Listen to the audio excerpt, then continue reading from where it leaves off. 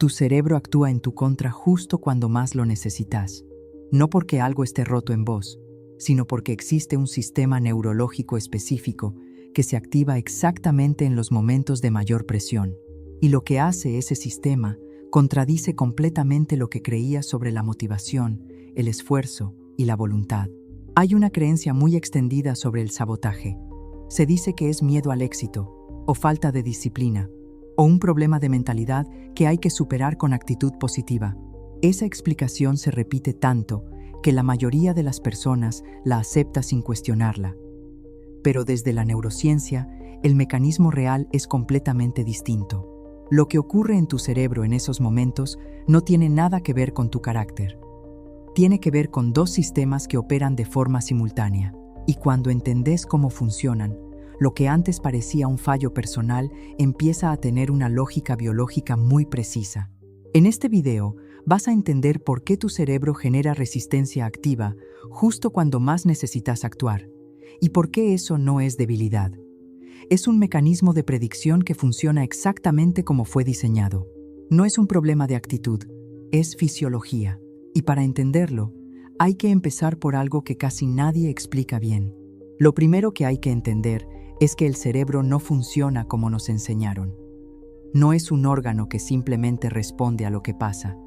Es un sistema predictivo. Su función principal no es reaccionar, es anticipar. El cerebro construye modelos del mundo y genera predicciones constantes sobre lo que va a ocurrir. Cada vez que la realidad no coincide con esa predicción, se dispara una señal de error. Una señal que consume energía, activa respuestas de estrés y obliga al sistema a recalibrarse. Esto significa que el cerebro no evalúa el peligro solo por lo que ocurre afuera. Lo evalúa comparando lo que ocurre con lo que esperaba que ocurriera. Y cuando la diferencia entre predicción y realidad es grande, cuando algo importante está en juego y el resultado es incierto, esa señal de error se vuelve muy intensa. Desde la neurociencia sabemos que este sistema de predicción de errores opera permanentemente, incluso cuando estás en reposo. Y hay una red neuronal específica que se activa exactamente en ese estado de reposo. Se llama red por defecto. Y lo que hace esa red cuando el cerebro anticipa una situación de alta exigencia es lo que explica todo lo demás. Pero antes de llegar ahí, hay algo sobre la red por defecto que casi nadie sabe y que cambia completamente cómo se entiende el sabotaje. El primer mecanismo se llama activación anticipatoria de la red por defecto. La red por defecto es el conjunto de regiones cerebrales que se activan cuando no estás haciendo nada en particular, cuando tu mente divaga, cuando recordás el pasado o cuando imaginás el futuro. Incluye la corteza prefrontal medial, el hipocampo y la corteza cingulada posterior. Estas tres regiones trabajan juntas para construir narrativas sobre vos mismo y proyectar escenarios futuros. En condiciones normales, la red por defecto se desactiva cuando empezás a hacer algo que requiere atención. Cedes el protagonismo a la red ejecutiva, el sistema que planifica, toma decisiones y dirige la acción. Eso es lo que se espera que ocurra. Pero en aproximadamente el 68% de las personas con patrones crónicos de autocrítica, ese relevo no ocurre de forma limpia. La red por defecto sigue activa mientras la red ejecutiva intenta tomar el control. Y el resultado es interferencia directa en la capacidad de actuar. Lo que hace la red por defecto en esos momentos es generar escenarios. Proyecta lo que puede salir mal. Recuerda situaciones pasadas donde algo similar no funcionó. Construye una narrativa sobre la distancia entre quién sos y lo que se espera de vos. Todo esto ocurre en milisegundos. Todo esto ocurre antes de que decidas conscientemente hacer algo. El sistema nervioso autónomo lee esa activación como una amenaza real. No distingue entre una amenaza imaginada y una real. Activa el eje simpático, acelera el ritmo cardíaco, aumenta el cortisol, reduce el flujo sanguíneo a la corteza prefrontal lateral, que es exactamente la región que necesitas para actuar con claridad. Esto no es un fallo de voluntad, es un mecanismo adaptativo que opera antes de que tengas conciencia de él. Alguien tiene una presentación importante al día siguiente, se sienta a prepararse, Y en lugar de prepararse, la mente empieza sola. Recuerda la última vez que algo no salió bien. Imagina caras de desaprobación. Siente el cuerpo tenso. No puede concentrarse. Y concluye que el problema es ella, no es ella. Es la red por defecto haciendo exactamente lo que hace. Sé que me esfuerzo, pero en el momento que más importa, algo en mí se apaga. Y eso que se apaga tiene un nombre. Pero hay algo debajo de este mecanismo que todavía no mencioné y que explica por qué algunas personas salen del ciclo y otras quedan atrapadas en él indefinidamente. Pero antes de llegar ahí, hay algo que todavía no mencioné, y es lo que hace que todo lo anterior tenga sentido de una manera que probablemente no esperás. El segundo mecanismo se llama señalización de error de predicción en el circuito dopaminérgico. La dopamina no es la hormona del placer. Eso es un malentendido muy difundido. La dopamina es el neurotransmisor que codifica la diferencia entre lo que esperabas y lo que obtuviste. Cuando el resultado es mejor de lo esperado, la dopamina sube. Cuando el resultado es peor de lo esperado, la dopamina cae. Y cuando el cerebro anticipa que el resultado va a ser peor de lo esperado antes de que ocurra nada, la dopamina ya cayó. Ese descenso anticipatorio de dopamina activa el sistema límbico. El sistema límbico, que incluye la amígdala, procesa esa señal como una amenaza al valor propio, no como un desafío a resolver, como una amenaza directa a la identidad. La amígdala tiene una velocidad de respuesta de aproximadamente 12 a 25 milisegundos. La corteza prefrontal, la parte del cerebro que razona y contextualiza, tarda entre 200 y 500 milisegundos en procesar la misma información. Eso significa que el sistema de alarma actúa entre 8 y 40 veces más rápido que el sistema racional.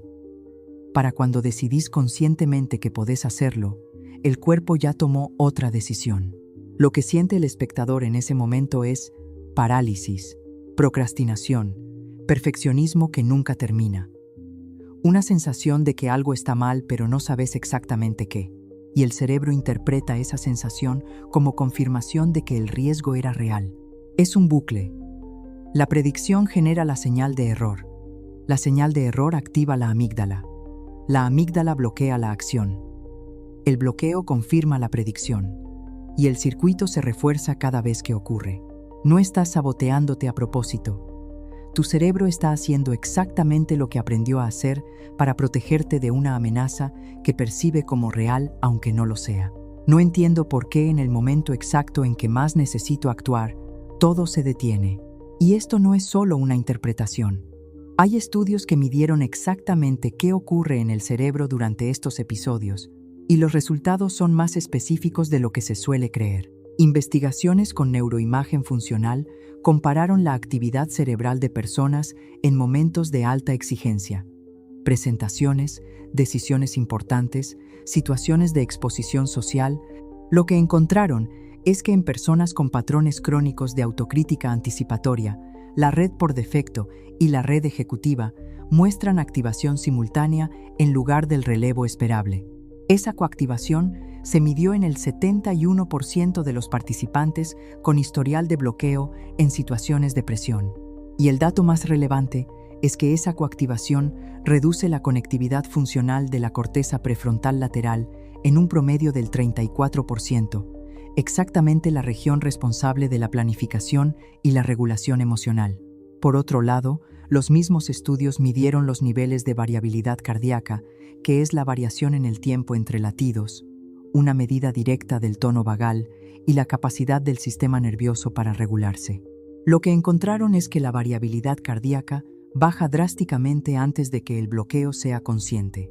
El sistema nervioso autónomo ya estaba en modo amenaza varios minutos antes de que la persona sintiera que algo no iba bien. El cuerpo anticipa el bloqueo antes de que la mente lo registre. Esto significa que el sabotaje no empieza cuando decidís no actuar. Empieza mucho antes, en la fisiología, antes de cualquier decisión consciente. Y si eso es lo que ocurre en el cuerpo, lo que cambia cuando lo entendés es completamente diferente a lo que suelen decir. Esto implica que el punto de entrada al ciclo no es la voluntad, es el sistema nervioso. Cuando la red por defecto se activa anticipatoriamente, el primer lugar donde eso se registra es en el cuerpo. El ritmo cardíaco, la tensión muscular, la respiración. Estos no son síntomas del bloqueo, son el inicio del mecanismo. Desde un punto de vista fisiológico, cualquier intervención que ocurra después de que la amígdala ya disparó su respuesta llega tarde. No porque no sirva, sino porque el sistema ya tomó su decisión antes de que la conciencia se involucre. Esto implica que el autoconocimiento sobre este mecanismo cambia la señal de error. Cuando el cerebro tiene un modelo más preciso de lo que está ocurriendo, cuando entiende que la sensación de amenaza es una predicción y no una realidad, el sistema de predicción de errores genera menos señales de alarma ante la misma situación. No porque se suprima la emoción, porque el modelo predictivo se actualiza. Desde un punto de vista fisiológico, la variabilidad cardíaca es una señal directa de cuánto margen tiene el sistema nervioso para regular su respuesta. No es una consecuencia de cómo te sentís, es una condición del sistema que precede a lo que sentís. El ritmo respiratorio modula directamente el tono vagal, que a su vez regula la reactividad de la amígdala, no como técnica como fisiología, que opera independientemente de si sos consciente de ella o no. No se trata de una técnica, sino de reconocer que el sabotaje tiene una arquitectura biológica concreta, y cuando se conoce esa arquitectura, la experiencia de bloqueo deja de leerse como evidencia de incapacidad. Se lee como información sobre el estado del sistema nervioso en ese momento. Y eso, por sí solo, cambia algo fundamental en cómo lo vivís. Tu cerebro no te sabotea porque no querés avanzar. Lo hace porque tiene un sistema de predicción que aprendió a tratar ciertos momentos como amenazas, y ese sistema actúa antes de que tengas la oportunidad de decirle que está equivocado. La red por defecto genera la narrativa. El circuito dopaminérgico procesa la distancia entre lo esperado y lo posible. La amígdala dispara la alarma, y todo eso ocurre en fracciones de segundo, antes de que la voluntad tenga algo que decir. Lo que aprendiste hoy no es una técnica para evitar el bloqueo. Es un mapa de lo que ocurre en tu cerebro cuando el bloqueo aparece. Y cuando tenés ese mapa, la experiencia deja de sentirse como una traición de vos mismo y empieza a sentirse como información. Si este contenido te resulta útil, podés suscribirte al canal para seguir profundizando en cómo la neurociencia explica lo que vivís.